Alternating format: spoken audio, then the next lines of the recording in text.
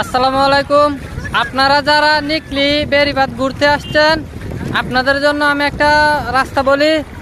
আপনারা এই মুহূর্তে নিকলি বেড়িবাঁধ সরাসরি না গিয়ে আপনারা আসবেন কুরসা মুড়ে, দেখবেন একটা রাস্তা আছে।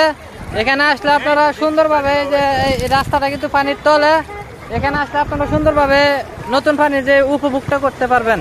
নিকলি বেড়িবাঁধ যদি এই মুহূর্তে যান, তাহলে আপনারা হচ্ছে কি ওইদিকে যে পাট যেগুলো আছে, পাটগুলা দাগ দেওয়ার কারণে ওই যে পানিটা আপনার দুর্গন্ধ হয়ে গেছে। আপনারা এই মুহূর্তে নিকলি বেড়িবাঁধ না গিয়ে আপনারা আসতে পারেন কুরসা মুড়ে।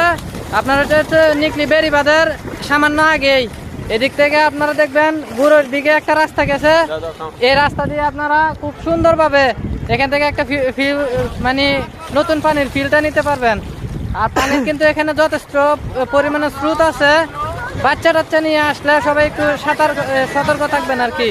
ধন্যবাদ সকলকে।